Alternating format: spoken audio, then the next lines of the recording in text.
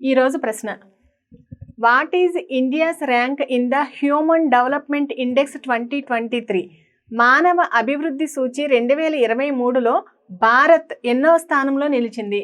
Options 133, 130, 193, 72. మానవ అభివృద్ధి సూచి 2023వ సంవత్సరంలో 130వ స్థానంలో నిలిచింది.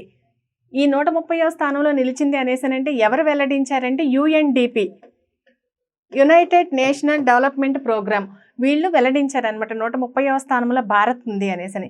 ఏ సంవత్సరం నుంచి అనేసి అంటే 1990వ సంవత్సరం నుంచి UNDP వాళ్ళు HDIని ప్రవేశపెట్టారు.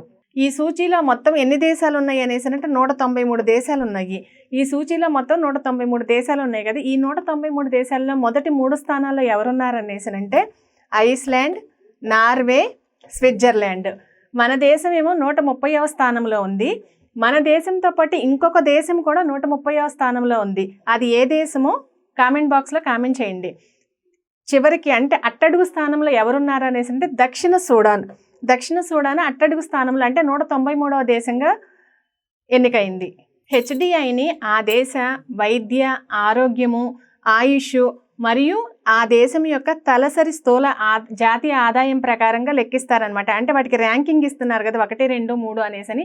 ఆ ర్యాంకింగ్ ఎలా ఇస్తారు అనేసి అంటే ఆ దేశం యొక్క వైద్యము, ఆరోగ్యము మరియు తలసరి స్థూల జాతీయ ఆదాయం ప్రకారంగా లెక్కిస్తారు. మనకి 1990వ సంవత్సరంలో భారతదేశంలో ఆయుర్దాయము 58 నుంచి 59 సంవత్సరాల మధ్యలో ఉండేది. కానీ 2023 సంవత్సరానికి వచ్చేటప్పటికి 72 సంవత్సరాలు పెరిగిందనమాట. అంటే ఇక్కడ చూస్తే వైద్యపరంగా మనం ఎంత అభివృద్ధి చెందామో తెలుస్తుంది. 1990వ సంవత్సరంలోనే మనం 58, 59 సంవత్సరాలు ఉంటే 2023 సంవత్సరానికి వచ్చేటప్పటికి 72 సంవత్సరాలు పెరిగింది.